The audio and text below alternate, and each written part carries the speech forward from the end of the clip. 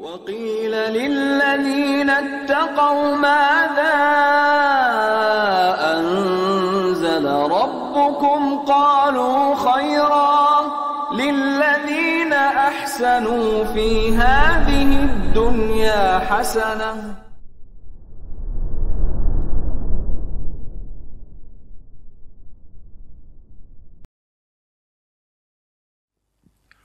Taib, kemudian fa inna Abu Sa'idin qala, Abu Sa'id Al-Khudri berkata, "Idza kunta fi ghanamitika aw badiyatika fa'adzanta farfa' sautak." Kalau kamu lagi gembala kambingmu atau sedang berada di desamu yang enggak ada orang, sepi, maka silakan azan dan angkat suaramu kalau pas mau salat. Karena enggak ada masjid ya, jadi dia salat sendiri. Fa innahu la yasma'u mada sautil muadzini jinnun wala insun wala syai'un illa syahida lahu yaumal qiyamah. Maka sesungguhnya tidaklah ada yang mendengar coverage suaramu ya, suara muadzin, baik jin atau manusia atau apapun dari tumbuhan adanya, kecuali akan bersaksi buat muadzin ini pada hari kiamat. Masya Allah, jin pun bisa bersaksi ya di hari kiamat akan azannya muadzin ini. Iya. Oke, jin di mana pun. Ya kita nggak perlu tahu jinnya mana. Tapi misal jin pohon, misalnya yang di pohon apa tuh? Bambu. Misal ada jin di situ misalnya, kan dengar tuh. Itu jadi saksi. Di sini bahkan tidak disebutkan jinnya jin muslim atau jin kafir, nggak disebutkan.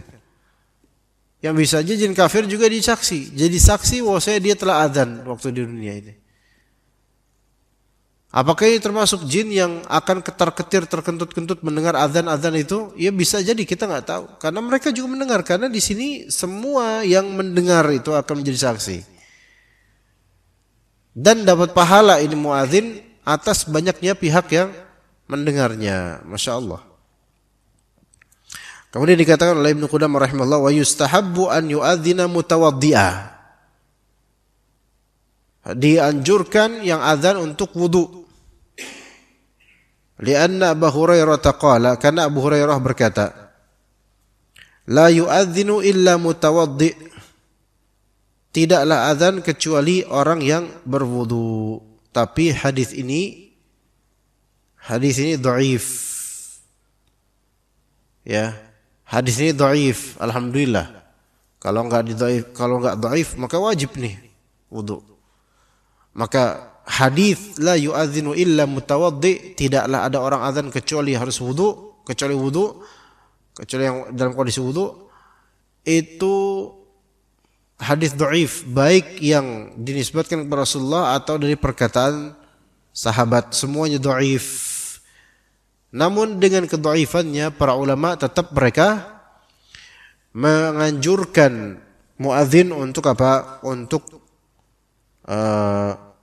Menganjurkan muadzin untuk berwudu sebelum azan dalam keadaan suci, itu lebih afdal. Sehingga faedah dari hal ini adalah jika dia dalam keadaan berhadas maka boleh azan, tidak masalah karena azan bukan salat. Wa yustahabbu an yu'adzina mustaqbilal qiblah, dianjurkan azan menghadap ke kiblat. Wa yaltafita yaminan idza qala hayya 'alas shalah wa yasaran idza qala hayya 'alal falah. Dan menoleh ke kanan jika dia mengatakan hayya 'alas shalah, menoleh ke kiri jika dia mengatakan hayya 'alal falah. Jadi dua kali hayya 'alas shalah, hayya 'alas shalah gitu. Ini versi pertama ya. Hayya 'alal falah, hayya 'alal falah. Wala yuzilu qadamaihi wa yaj'alu usbu'aihi fi udhunaihi. Dia tidak perlu untuk memalingkan kakinya, jadi cukup badannya saja. Badannya saja yang ke kanan ke kiri. Dan menjadikan usbu'aihi, kedua jarinya itu di fi udhunaihi kayak gini. Ini udah pernah ana rinci juga semua ini di kajian kitab Al-Muqni' di sini ya, di hari Ahad. Lima rawa Abu Juhaifah radhiyallahu anhu, sebagaimana riwayat Abu Juhaifah radhiyallahu anhu, beliau berkata, "Ataitun Nabiyya sallallahu alaihi wasallam wa huwa fi qubbatin hamra'a min adam wa adzana Bilal. Saya mendatangi Nabi SAW dan Bilal pun azan. Faja'altu atatabba'u fahu hahuna wa hahuna yaqulu yaminan wa shimalan hayya 'alas salati hayya 'alal falah. Maka saya melihat bibirnya, mulutnya Bilal bin Rabah saat azan. Ternyata ke sini dan ke sini ya. Ke kanan, ke kiri ketika mengucapkan hayya 'alas salah dan juga hayya 'alal falah. Hadis muttafaq alaih, Bukhari Muslim. Wa fi lafdhin wa lam yastadir wa usbu'ahu fi udhanihi. Dan Bilal itu lam yastadir, tidak muter ke kanan to gitu, udah balik ke kanan, balik kemudian ke kiri, kemudian ke kiri. Ini menurut pendapat salah satu cara ya, salah satu cara menurut pendapat ulama. Ya, ada juga caranya yang mengatakan sebagian mengatakan hayya 'alas shalah gitu dari kanan ke kiri, ada yang kayak gitu. Ala kulli hal, ini yang udah ana pernah jelaskan di kajian kitab Al-Muqni' bahwasanya Syekh Utsaimin mengatakan walaupun ini tetap suatu sunnah tetapi sudah tidak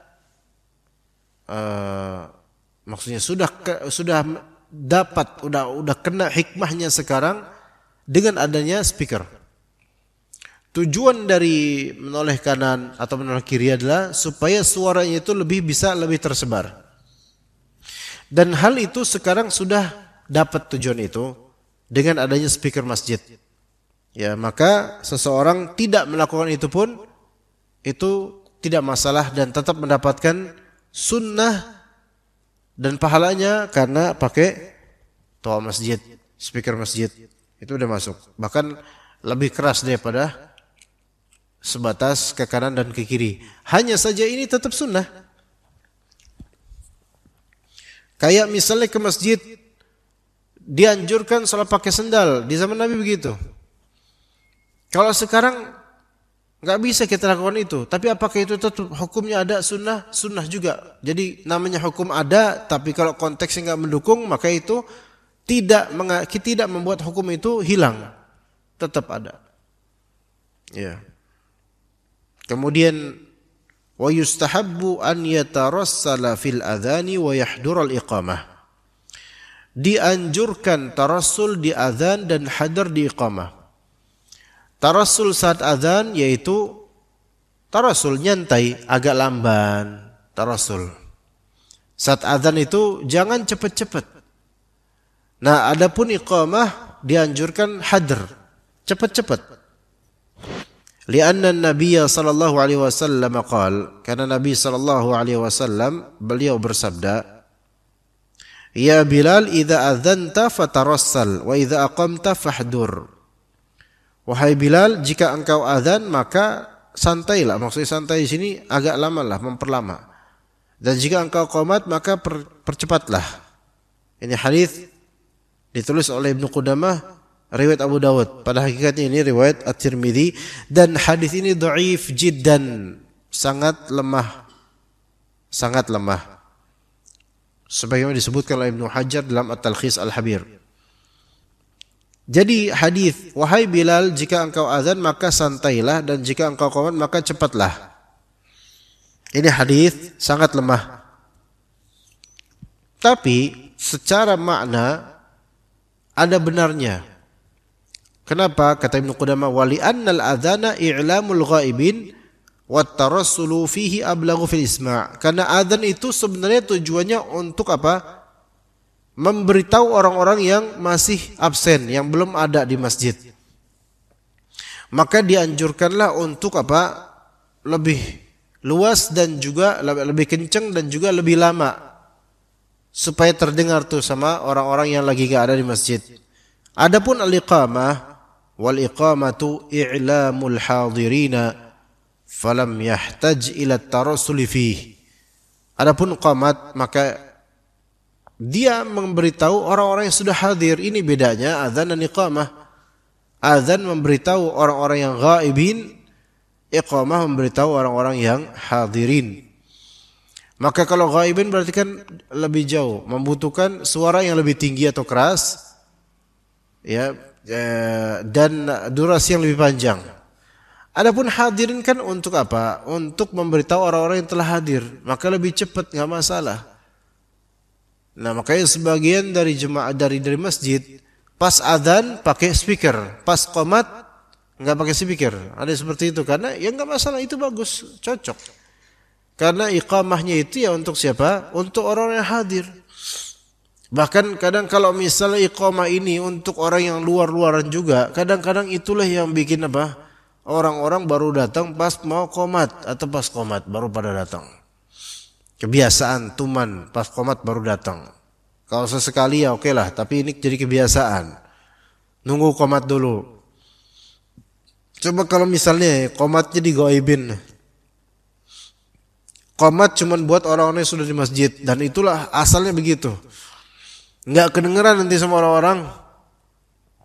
Akhirnya orang-orang yang qalbunya masih ke masjid itu akan ada aware ke masjid, atau apa awareness atau tingkat kesadaran yang lebih tinggi, takut apa kelewatan takbiratul ihramnya imam. Ya begitu. Akhirnya mulai apa datang ke masjid lebih cepat lagi. Wa yukrahu tamtitu wa talhin lima taqaddam, dan dimakruhkan tamtit dan talhin, yaitu meliuk-liuk dalam azan. Itu makruh hukumnya. Ya, makruh hukumnya.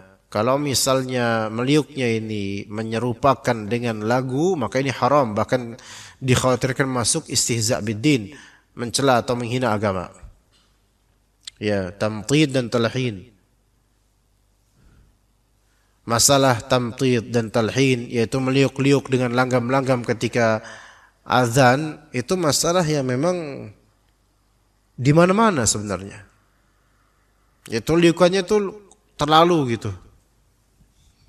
Sampai beberapa dari masyayikh dan ulama, walaupun ini termasuk berani banget ya, itu mengkritisi tamtid dan talhinnya muadzin Masjidil Haram dan Masjid Nabawi, bahkan sebagian imam, terutama imam Masjidil Haram. Ya, Anda masih ingat loh kajian kitab Zaghrul Ilm karya Al-Hafidh Al-Zahabi rahimahullah, yang dijelaskan dalam satu majlis oleh Syekh Abdul Aziz Ar-Rais namanya, di Saudi Arabia, di salah satu masjid Jami' Ar-Rajhi. Maka di antara kalimat beliau di kajian itu, entah di jam keberapa, karena kalau nggak salah 2 jaman itu mengisi kajian, atau 1 jam sekian. Itu beliau mengatakan masalah talhin ke dalam adzan atau baca Quran, yaitu terlalu meliuk-liuknya itu betul-betul sangat lama. Itu fitnah yang memang terjadi di zaman sekarang, dan musibah ini, kata beliau, bala ini tidak lepas terjadi di Haramain, yaitu di Makkah dan Madinah. Itu kan sebenarnya bentuk kritik dan protes ya. Tapi benar juga memang ya, kadang kita melihat bahwasanya beberapa imam di Masjid Haram terutama itu cengkoknya itu sangat-sangat kayak apa ya, memainkan langgam itu betul-betul sangat kental gitu. Memang indah jadinya, Masya Allah, tetapi bukan seperti itu sebenarnya yang diinginkan dari membaca Al-Quran. Sampai dikritisi oleh beberapa masyayikh, dan setelah menjelaskan itu, ana yang tadinya biasa dengar kajian Syekh Abdul Aziz Ar-Rais ketika itu selama 2 tahun lebih itu habis kajian itu nggak pernah lagi beliau terdengar kabarnya. Ya, nggak tahu, mungkin dilaporin kali ya. Karena kalau perlu antum tahu, di Saudi Arabia itu kajian tuh nggak semudah ini. Antum di kajian dapat dah. Tabligh akbar dah. Kalau di sini, di sana itu dijaga oleh polisi, dan akan ada yang mengawasi ya. Ini ngomong apa penceramahannya, mengkaji ngomong apa, itu akan diperhatikan. Dan kalau ada nyindir atau nyinggung ke penguasa sedikit atau undang-undang atau peraturan mereka, itu bakal cepat hilangnya itu. Dai itu bakal udah nggak diorbitin lagi. Sangat tegas di sana, ikhwan. Ya, tetapi bagus malah justru. Ketegasan tersebut yang membuat negara Saudi Arabia itu stabil dari segi penguasanya. Sangat kontras dengan apa yang mungkin kita bisa saksikan di negeri kita ini. Kalau antum lihat ya, belum diangkat presiden aja udah dihina-hina. Udah nggak ada harga dirinya bagi sebagian orang, subhanallah. Ya subhanallah. Oke, ini orang-orang kita ini perlu belajar. Tapi kalau ditindak tegas oleh pemerintah, itu akan dijuluki otoriter dan seterusnya. Ya subhanallah. Kita lihat ketegasan penguasa Saudi, ikhwan. Walaupun ini juga bukan menjilat mereka dan mereka juga memiliki kekurangan tentunya yang perlu dikoreksi banyak. Tetapi ketegasannya masya Allah. Antum kalau antum lihat atau ingat-ingat bagaimana 2021, 2022 COVID waktu itu Indonesia itu memang diadakan mandiri itu isolasi mandiri dan PSBB dan semisalnya dari banyak hal-hal ketika itu. Tapi ketegasan dari penguasa ketika itu ya tetap longgar gitu loh. Kalau antum lihat ketika berita-berita bagaimana di Saudi, mereka sangat ketat dan tegas dalam masalah ini. Sangat ketat dan tegas dalam masalah ini. Ya. Jadi memang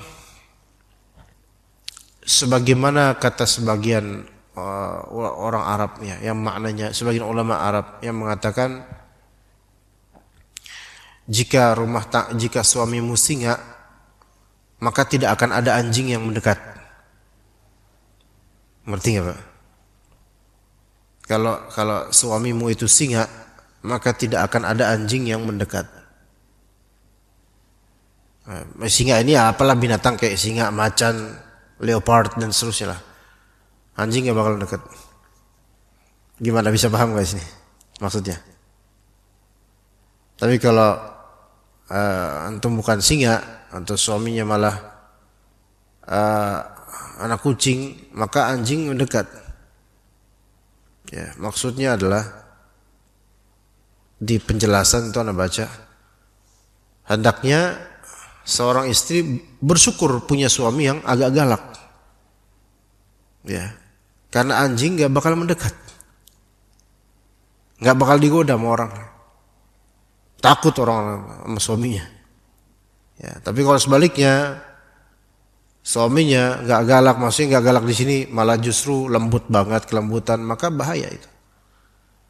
Ya, coba sekarang gini aja Pak, antum mau ngelamar anak orang, putri, seorang perempuan, tapi bapaknya itu kumisnya kayak gini, matanya itu kayak pengen celurit dan seterusnya, pasti sungkan. Itu mau deketin sungkan. Ya, tapi nggak harus kayak gitu juga, nggak. Maksud Anda di sini adalah untuk menjaga, kadang-kadang perlu dipertegas. Makanya di pemerintahan Saudi ketika itu dengan tegasnya luar biasa itu, COVID itu bisa lebih diminimalisir. Padahal itu area yang mana banyak imigran, banyak orang-orang yang masuk ke Saudi Arabia.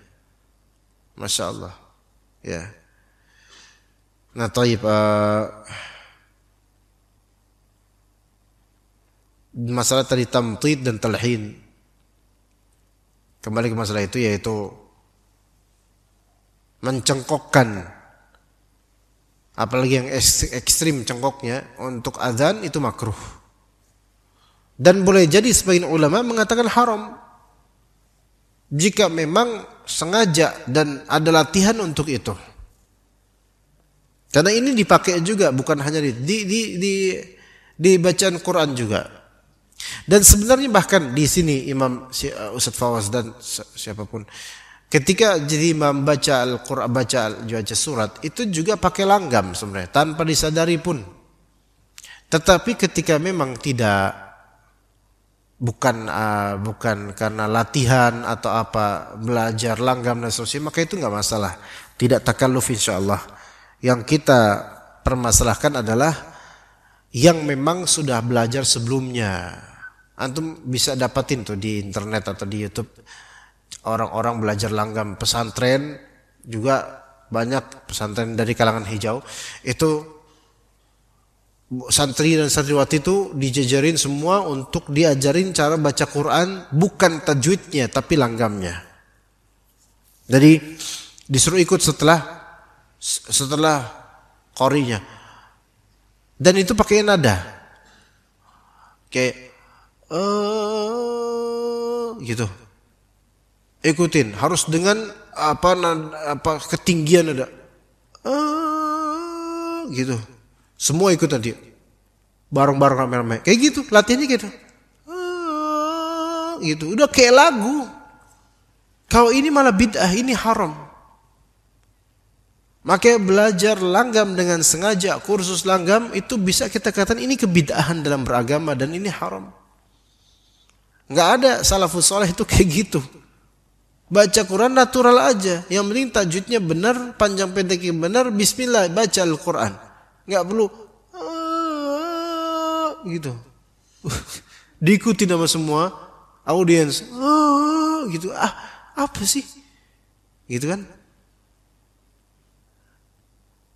Dan kemudian mereka nanti pun lulus pesantren atau lulus dari kursus langgam itu jadi apa coba? Jadi qori-qori yang diundang maulid, diundang ini, diundang itu, jadi itu doang. Pakai songkok, kelihatan alim, terus jadi ustadz, nggak ada ilmunya padahal. Dan gitu baca Al-Quran banyak salah, sebenarnya belepotan juga, tajwidnya ancur-ancuran. Yang panjang makin dipanjangkan, yang pendek dipanjangin juga, jadi panjang banget. Dan banyak salahnya. Ini termasuk kalau sampai level ini jadi haram, bahkan bid'ah. Karena ini justru bertentangan dengan bagaimana semestinya Al-Quran dibaca. Begitu juga dengan adzan, kalau misalnya dicengkokkan dengan pengajaran-pengajaran seperti ini. Ya, tetapi kalau emang itu natural, emang dia bagus suaranya, maka fadhal. Maka fadhal, lakukan itu. Ya. Taib, itu untuk pasal yang bisa kita sampaikan, ya, insyaallah taala. Jika ada pertanyaan silakan. Ada pertanyaan enggak jemaah? Fadhal.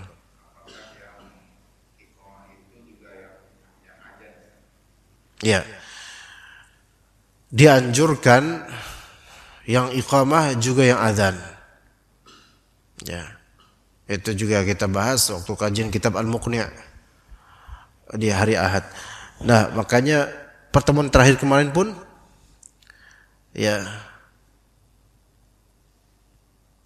pas Isya Ustaz Fawaz ada mau adzan tuh. Ana bilang, antum mau adzan. Nanti antum kan imamnya gitu, ana bilang. Ya, antum imamnya nanti. Sementara adzan qomat gitu kan. Kan yang qomat adalah yang adzan. Kalau imamnya yang adzan, nanti imam yang qomat, imam yang imam, ini jemaah-jemaah tuh nonton itu imam lagi performa tuh, lagi azan, iqamah, dia imam juga. Kenapa lu sholat sendiri? Kenapa enggak sholat sendiri aja sana gitu? Dihabek semua, diborong gitu. Jadi azan dan iqamah yaitu tugas muadzin. Ya begitu. Nah, imam tugasnya apa? Imam tugasnya menentukan kapan qomat, itu tugas imam, dan kemudian menjadi imam gitu. Jadi yang adzan adalah yang qomat adalah adzan. Standarnya begitu. Cuma kalau misalnya ternyata yang qomat orang lain, maka sah, enggak masalah. Kecuali jika memang sudah ada muadzin resmi, maka enggak boleh ada sembarangan yang qomat. Nanti yang qomat harus muadzin tadi. Ya begitu. Nah, kok di sini muadzin resmi anda pikir enggak ada, bukan begitu Pak Fajar?